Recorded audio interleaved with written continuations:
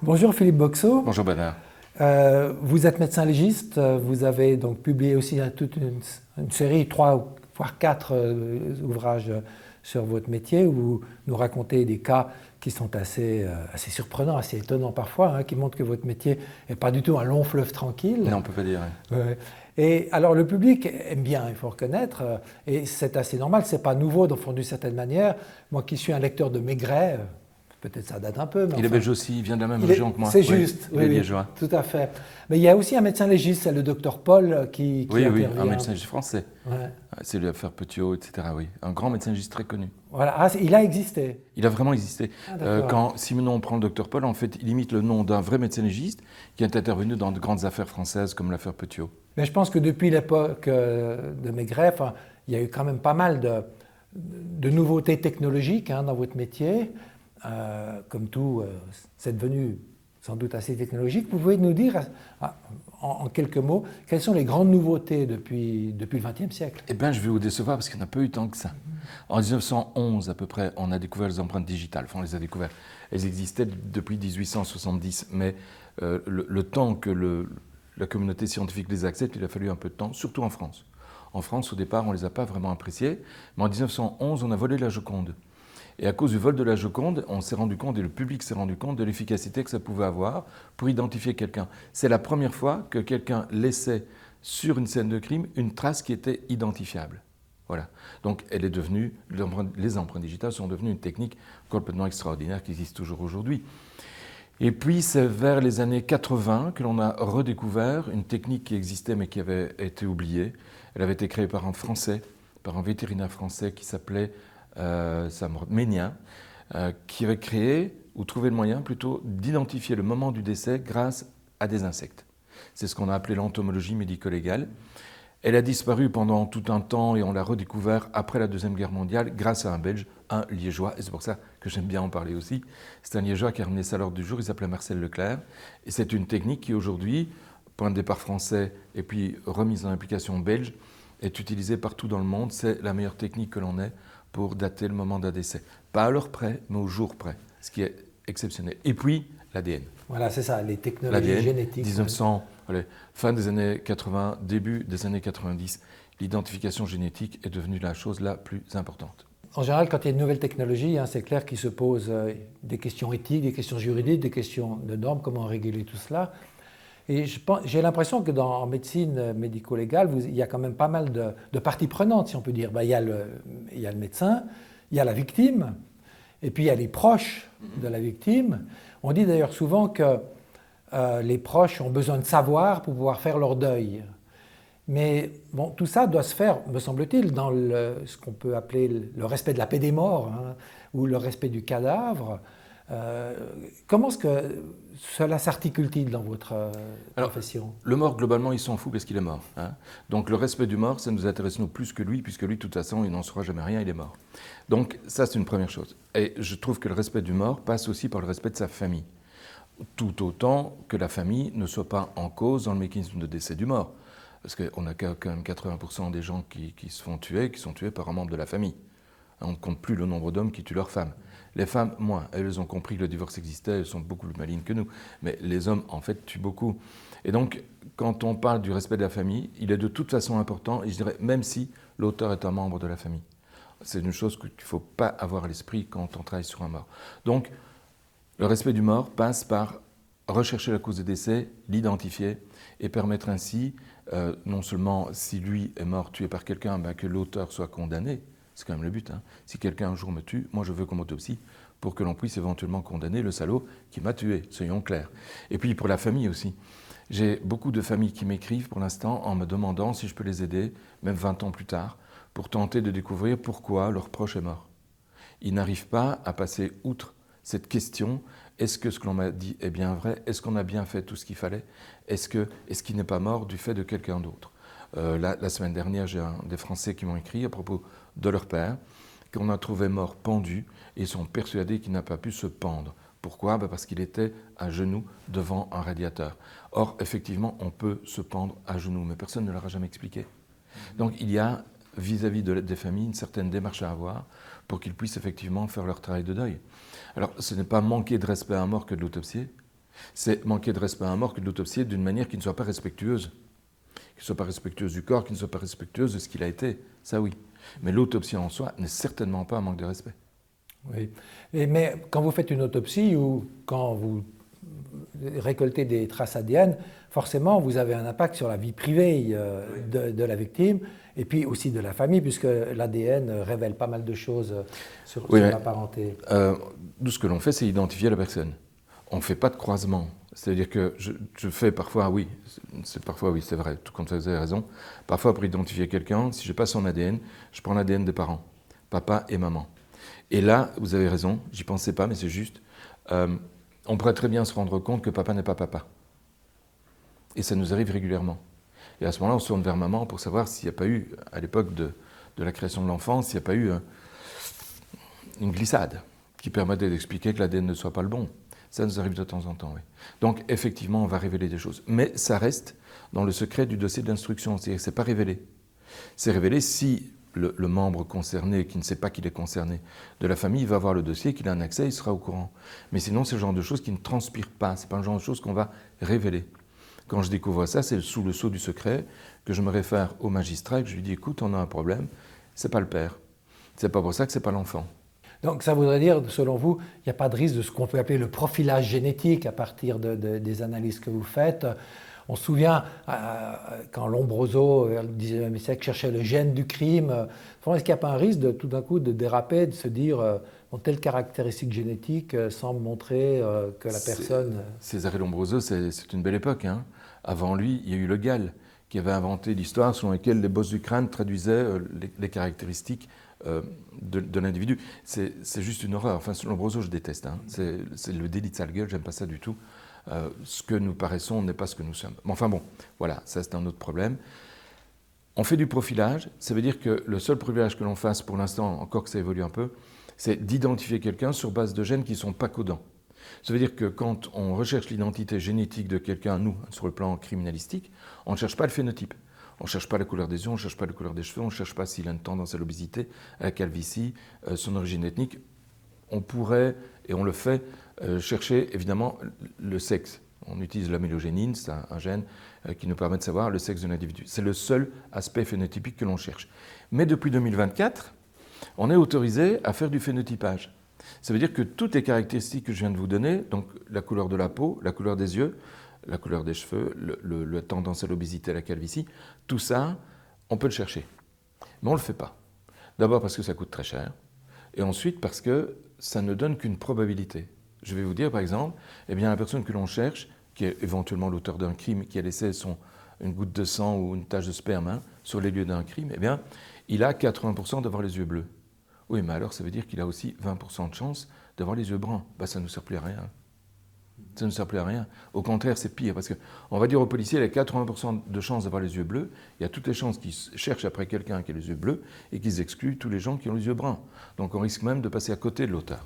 On n'en fait pas. 20%, c'est 1 sur 5 quand même. Ben oui, mais en termes de droit pénal, c'est la place au doute, quoi. Et la place au doute bénéficie à l'accusé. Donc on ne pourra jamais condamner quelqu'un sur cette base-là. Donc pour l'instant, c'est inefficace. Et on ne le fait pas. Voilà, donc ce que vous nous avez dit, c'est qu'il y a dans le fond de plus en plus de techniques utilisées pour essayer d'identifier les coupables. Hein. Est-ce que des fois vous vous êtes demandé, mais jusqu'où peut-on aller pour découvrir la vérité?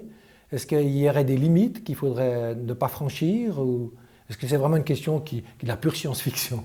C'est pas de la science-fiction. Mais pour moi, il y a des limites qu'il ne faut pas franchir. On ne torture pas les gens. C'est juste, mais là, vous risquez pas de torturer les morts, puisqu'ils sont déjà décédés. Ils sont déjà fort morts, les miens, ouais. Et je ne leur fais pas de mal. En tout cas, quand il y en a un qui bouge, je me pose des questions. Non, sur le plan médico-légal, ce n'est pas un souci. Sur le plan policier, c'en est un. Mais je me souviens, je n'étais pas né, mais dans les documents de l'époque, quand on a interdit de torturer les gens pour les faire avouer, les policiers se sont posé la question, mais si on ne peut pas les torturer, comment est-ce qu'on va faire pour avoir des aveux? C'était la question, un sujet médiéval quasiment, hein, effectivement. Ouais. Ça date quand même d'il y a 2 siècles. Hein. Bon, vous êtes aussi pas mal occupé d'abus de substances, de maladies mentales. Hein. Quand vous vous trouvez devant un crime particulièrement horrible, selon nos concepts en tout cas habituels, est-ce que ça arrive des fois que vous vous disiez, mais c'est pas vraiment, ça ne peut pas être l'œuvre d'un criminel, mais c'est plutôt celle d'un malade mental. Comment est-ce que vous conjuguez, si vous le faites, ce rapport entre l'anormalité et la criminalité? Alors, l'anormalité, il faut déjà la fixer. Et je ne sais pas la fixer.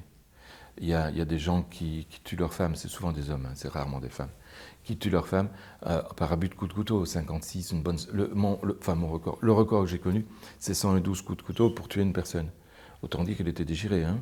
On voyait le poumon, il n'y avait même pas besoin d'autopsie, il était visible. Mais je ne me suis jamais dit c'est un malade mental, je me suis dit c'est quelqu'un qui a pété une case et qui ne sait plus contrôler. Et d'ailleurs, la plupart du temps, ces gens-là, ils vous racontent les 2-3 premiers coups et puis ils ne se souviennent pas des autres. Leur cerveau décroche, il déconnecte à un moment donné. Je crois qu'il les protège d'une certaine manière. Donc non, je ne me suis jamais posé cette question-là parce que je n'ai jamais eu de cas très, très particuliers de ce type. Comme on en voit en Amérique, on pense aux tueurs en série, hein, quand vous parlez de ça, qui sont effectivement, pour la plupart, des grands psychopathes. Des psychopathes, j'en ai connu beaucoup, mais vraiment beaucoup, dans les meurtriers, mais à ce point-là, non. Et je vous rappelle, la psychopathie n'est pas de maladie mentale. Hein. Mais enfin, des fois, on parle de sociopathie, qui, je crois, fait partie du DSM. Ça fait partie, oui, elle aussi. Il n'y a pas longtemps qu'elle a été introduite, la sociopathie, dans le DSM-4. D'accord. Parce que c'est vrai que la psychopathie a été un sujet, surtout depuis qu'on a de l'IRM, qui a été pas mal développé, puis avec tout cet accent mis sur l'empathie, qui était la sympathie de la génération précédente. On met beaucoup l'accent là-dessus, même maintenant, pour sélectionner les futurs candidats en médecine, on leur fait passer des tests d'empathie et ils doivent absolument les réussir pour pouvoir accéder aux études. Or, je ne suis pas sûr que le médecin ait tant besoin d'empathie que ça. Je crois que pour être un bon médecin, justement, il faut avoir certes une certaine empathie, mais pas excessive, sinon on souffre avec les gens et ce n'est pas le but. On ne les soigne pas bien quand on souffre avec. À l'opposition de l'empathie, on peut parler d'une sorte de... le terme est sans doute un peu fort, de déshumanisation, dans le sens où... Je fais un parallèle. Claude Bernard, donc le père de la médecine expérimentale, faisait beaucoup d'expérimentations sur les animaux. Et il raconte que quand il faisait de la vivisection, c'était le terme qu'on employait à l'époque, sur un animal, il perdait de vue la souffrance de l'animal et puis il ne voyait plus que le filet nerveux, la veine qu'il suivait. Dans votre métier, vous êtes aussi, dans le fond, alors ce n'est pas de la vivisection, heureusement, c'est interdit. Mais vous êtes confronté uniquement à des cadavres, d'une certaine manière. Est-ce que vous arrivez encore à voir, enfin je ne dis pas vous en tant que personne, mais je veux dire, dans la profession, de cette manière, est-ce que dans le métier de médecin légiste, on arrive encore à voir la personne qui est derrière le cadavre, ou est-ce qu'on a une sorte de, ce que j'appelais déshumanisation, dans le sens où on ne voit plus la personne, mais qu'on ne voit plus que soit le problème qu'on a, soit le cadavre qui est devant nous? On le déshumanise. Ça veut dire qu'on a bien conscience que c'est une personne qui a vécu, mais on ne la connaît pas. Et dans ce contexte-là, travailler dessus n'est pas un problème, du tout. Elle ne va vraiment reprendre une vraie personnalité que quand on aura éventuellement rencontré la famille, su qu'elle était aimée, rencontré ses enfants et voir un peu la vie qu'elle a vécue. Mais quand on reçoit un corps, quand je vais sur une scène de crime, c'est tous les éléments que je n'ai pas. J'ai juste les éléments qui nous intéressent, qui sont ceux du meurtre ou de la possibilité de meurtre que je trouve sur la scène de crime. Donc je ne les connais pas. Tant que je ne les connais pas, je sais travailler. À partir du moment où je les connais, je ne sais pas travailler. Je l'ai fait une fois, ça, travailler sur le corps de quelqu'un que je connaissais. C'était une de mes consoeurs qui a été tuée. Et au départ, je ne l'ai pas reconnu. En fait, je vous assure, quand vous voyez un mort, il faut parfois faire un effort pour le reconnaître. La tonicité du visage a disparu, la couleur du visage a disparu aussi, ils sont tout blancs, donc les mimiques ne sont plus là. Donc reconnaître quelqu'un, il faut faire un petit effort. Et là, je ne savais pas que c'était elle. Et en faisant un tour de la maison comme je fais d'habitude, il y avait 3 corps dans la maison, il faut dire, il y avait du monde qui était mort. Je n'ai pas reconnu. Et puis on m'a donné le nom, et effectivement à ce moment-là, je suis remonté, j'ai été vérifié, c'était bien elle. Je l'ai dû le faire quand même parce qu'il n'y a pas d'autres messageries disponibles, mais ce n'était pas une autopsie, c'était juste un examen extérieur. C'est vraiment l'image la plus pénible que je conserve de l'activité que j'ai eue de 34 ans de médecine légale, c'est d'avoir dû examiner quelqu'un que je connaissais. Et j'ai réussi à transcender ça en me disant que c'était le dernier service que je pouvais lui rendre, par amitié. Donc je l'ai examiné par amitié. Mais aujourd'hui, je suis incapable de vous dire les lésions qu'elle avait. J'ai occulté tout ça dans ma mémoire. J'ai même plus son visage. Moi j'ai l'impression, je suis philosophe, donc je ne mets pas les mains, si je veux dire, dans la pâte, mais moi j'ai l'impression que si je voyais à longueur d'année des cadavres, ça m'empêcherait de dormir. Ah, pourquoi? Mais je ne sais pas, c'est peut-être parce que la mort continue à faire peur. Oui, ça je vous comprends. Si la mort vous fait peur, vous êtes coincé. Et alors c'est un métier qu'il ne faut pas faire. pour faire ce métier-ci, il faut avoir résolu le problème de sa propre mort. J'ai pas peur de mourir. Je m'en fous. Ça va de toute façon arriver. Donc je trouve que c'est une angoisse. C'est une angoisse. Une angoisse, c'est une peur sans objet, c'est une phobie. J'ai pas ça. J'ai pas ça du tout. Ça va arriver un jour, pas de problème, ça va arriver. Seule chose qui m'ennuie, j'ai pas envie de souffrir. Bon, ça, c'est dans la manière de mourir. Mais c'est pas la mort. Donc j'ai résolu ce problème-là, et je vous assure, je rentre chez moi, j'en parle pas. Hein. J'ai des journées comme tout le monde, actives pour certaines, moins actives pour d'autres, mais j'en parle jamais. C'est pas que je me l'interdise, mais c'est mon métier, quoi. C'est une chose, et puis la vie de famille en est une autre. Chaque chose est différente. Dans le fond, vous pensez que c'est une attitude que vous aviez déjà avant, ou bien c'est votre métier qui a changé votre vision de la vie ou de la mort? En médecine, on est confronté à la mort dès la 3e année, où on fait des dissections sur cadavres. Bon, ils sont arrangés, les cadavres sont préparés. Ils ressemblent plus à des poupées de cire, en fait, à cause de la préparation à base de formelle qu'à quelqu'un qui vient de mourir, quoi. Mais c'est pas grave, on sait que ce sont des cadavres. Donc le contact est déjà fait. Le contact, on l'a. Et puis on fait des stages. J'ai fait 3 mois, je crois, de stage en médecine légale avant d'entrer au service de médecine légale. Donc pendant 3 mois, j'ai pu aborder les cadavres et y aller mollo dans l'approche que je pouvais avoir. Y aller mollo surtout parce qu'il m'était interdit d'y toucher, vu que je n'étais pas compétent pour le faire, j'étais stagiaire. Donc il y a une gradation. Donc le premier cadavre que j'ai eu, à moi, entre guillemets, c'est ma première mission, j'étais drillé. Hein. J'étais drillé, j'étais prêt, et ça ne me causait plus de problème. C'était un type qui avait été décapité sur l'autoroute, ça ne m'a causé aucun souci, aucun. Mais dans le fond, maintenant, dans la formation des médecins, en tout cas en Suisse, on ne fait plus vraiment de dissection. Vous pensez que c'est une mauvaise chose d'avoir abandonné la dissection dans la formation du médecin? Oui. Et pourquoi? Je vais vous le dire. Je m'attendais à la question. Il n'y a rien de tel que ce que l'on découvre soi-même. Quand vous allez sur les systèmes informatiques, les ordinateurs, les trucs qu'on a aujourd'hui, vous savez, vous avez un écran, et puis vous tapez une région du corps, vous appuyez dessus, vous voyez toutes les couches qui apparaissent. Vous découvrez rien, vous voyez. C'est pas la même chose. Découvrir, ça veut dire, vous ouvrez, vous avez un bistouri, et il y a une dextérité à avoir en plus, hein. Vous avez un bistouri, vous avez une pince, une paire de ciseaux, il suffit de 3 instruments pour y arriver, et vous découvrez une structure, vous la regardez, vous demandez ce que c'est. Vous allez chercher un bouquin d'anatomie, vous la découvrez, vous l'isolez, et vous allez vérifier que c'est la bonne au fur et à mesure du temps, en découvrant les autres structures qui normalement doivent l'entourer. Et vous progressez de cette manière-là. Aller à la découverte des choses, ce n'est pas la même chose que de les voir. C'est la différence que je fais, et moi je suis très très content d'avoir eu de la dissection, et on ne disséquait pas tout le corps, nous. Hein. On disséquait seulement une partie. Moi j'avais la tête et le cou, c'est une des régions les plus compliquées de l'organisme, avec des structures qui s'enchevêtrent, etc. Et aujourd'hui, pour la médecine légale, franchement, c'est la région du cou. La région du cou, pardon, c'est la région la plus complexe à entreprendre, à examiner. Et bien grâce à ça, je sais le faire correctement. Et ça, je le dois à mes études de médecine. Et si j'avais eu, comme ils ont aujourd'hui, c'est la révolution de l'imagerie, enfin bref, des images analysées, ça n'aurait jamais été pareil. Vous avez dit auparavant, la mort ne vous fait pas peur, mais souffrir, oui. Bon, alors, c'est vrai que chez les philosophes, la peur de la mort est assez mal vue depuis longtemps. Sénèque, notamment, dit toujours, si vous plaignez les morts, plaignez aussi ceux qui ne sont pas nés, ce qui est absurde. Mais si on ne plaint pas les morts, on peut peut-être penser qu'il y a des manières de mourir qui sont vraiment pas très sympathiques, si j'ose dire. Est-ce que vous faites cette réflexion parfois? Oui, souvent. Mais ça peut être des manières de mourir auto-infligées aussi. Hein. J'ai un gars qui a voulu se suicider, il a dû s'y prendre à 14 fois avec une arme à feu pour arriver à mourir. Donc c'est parfois auto-infligé. Et j'imagine la souffrance qui était la sienne, se tirant dans le thorax, ne touchant pas le cœur, mais se cassant les côtes, ça fait un mal de chien. Hein. Donc il y a une souffrance vraiment très importante qui vient de son fait à lui parce qu'il voulait mourir. En clair, l'intensité de la souffrance ne dépend pas nécessairement de celui qui vous la donne, dépend aussi de la technique. Il faut savoir mourir. Bien, c'est peut-être la dernière leçon qu'on retiendra. Je vous remercie Philippe Boxeau. Merci à vous. D'avoir répondu à mes questions. Bonjour Sophie Galabru. Bonjour.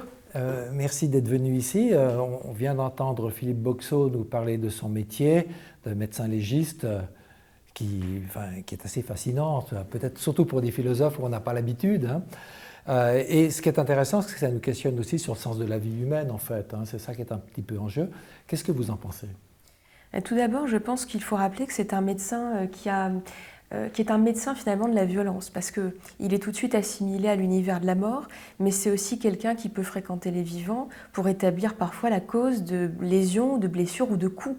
Donc moi je l'assimile plutôt à un médecin de la violence. Mais c'est vrai qu'il fréquente l'univers de la mort, qui est un univers mystérieux, qui parfois peut effrayer, qui est fascinant, et qui peut ouvrir des portes de compréhension, puisqu'il a pour objet d'enquêter, de remonter la chaîne causale des effets et des causes. Il aurait peut-être le pouvoir de dire de quoi la mort est-elle l'effet, ce qui est fascinant et ce qui peut aider à nourrir notre compréhension du phénomène de la mort, surtout pour les proches qui parfois ne comprennent pas une mort subite, soudaine, précoce, accidentelle ou provoquée par un tiers. Donc, et effectivement, connaître les causes et les effets, cela peut aider à mieux accepter ce que nous n'arrivons pas à accepter, c'est-à-dire cette soustraction du monde.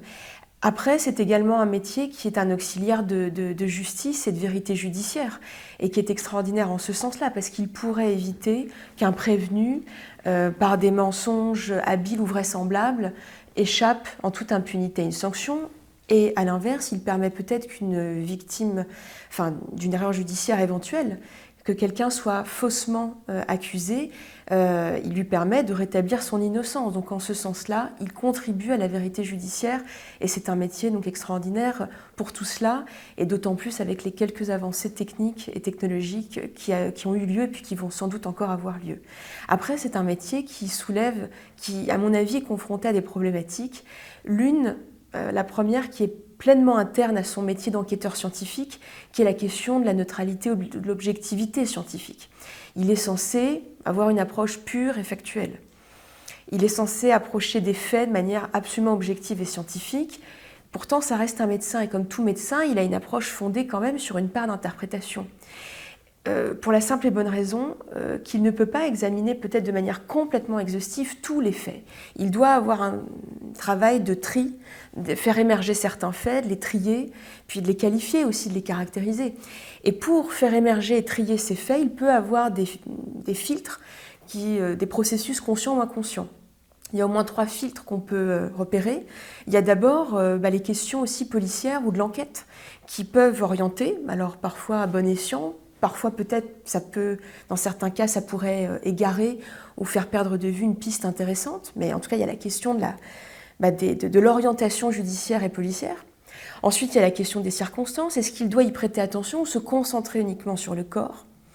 Alors, en effet, on pourrait dire que les circonstances peuvent égarer le jugement, mais parfois les circonstances peuvent aider ou faciliter parfois des pistes évidentes. Puis le 3e filtre, c'est les valeurs. Dont on a entendu parler tout à l'heure avec Philippe Boxos, c'est est-ce que les valeurs doivent entrer en compte, morales, affectives, psychologiques, dans son jugement. Ça peut être problématique, ça peut parasiter le jugement, et puis depuis Max Weber, on parle du souci de neutralité axiologique. C'est-à-dire que s'il a trop de compassion, ou s'il rencontre un prévenu, je sais pas, on pourrait imaginer quelqu'un de très jeune, qu'il, malgré lui, il éprouve une compassion, je ne sais pas, inconsciente ou consciente, ça pourrait orienter son jugement. Donc il faut absolument évacuer ce style de valeur-là. Et en même temps, on peut aussi imaginer on peut d'abord se demander est-ce qu'il est possible de complètement éradiquer des valeurs et des jugements de bon sens ou psychologiques dans son enquête. Est-ce qu'il le peut puisque c'est complètement efficace? On peut imaginer par exemple être confronté à une mort qui paraît absolument naturelle, je ne sais pas, par overdose, et puis en réalité, en observant le comportement peut-être des proches qui paraissent irrespectueux ou scandaleux ou indignes, ça pourrait le mettre, s'il est heurté dans ses valeurs morales, ça pourrait le mettre sur une piste également intéressante qui aurait peut-être été balayée. Donc la question de la valeur est intéressante. En tout cas, on pourrait dire qu'il y a peut-être un principe de neutralité bienveillante à cultiver, parce que la bienveillance, ce n'est pas forcément la compassion, c'est avoir une écoute totale, exhaustive pour tous les faits ou toutes les voix qui vont vers vous, et ça peut faire lever des a priori ou des biais cognitifs. La bienveillance au sens avoir une écoute totale et exhaustive de ce qui se présente à vous, aussi bien des faits mais des voix.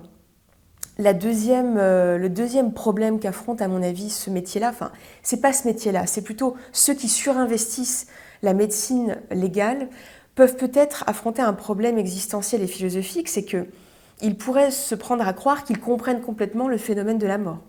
Et là, pour le coup, la philosophie nous indique que c'est un phénomène qui est encore mystérieux, trouble, qu'on ne peut peut-être pas réduire à une causalité mécanique. En tout cas, on peut poser ces questions. Est-ce que la mort se réduit à la remontée de la chaîne des effets des causes, à une cause mécanique et biologique? Est-ce que la mort, on peut donner une signification existentielle à la mort? Et dernière question métaphysique, est-ce que la mort, c'est l'extinction totale de l'être ou c'est aussi le passage dans une autre forme? Ce sont des questions que ne peuvent pas épuiser complètement le surinvestissement de ce champ. Tout à fait, tout à fait. Je vous remercie Sophie Galabru de vos Merci. commentaires qui sont très éclairants. Merci beaucoup.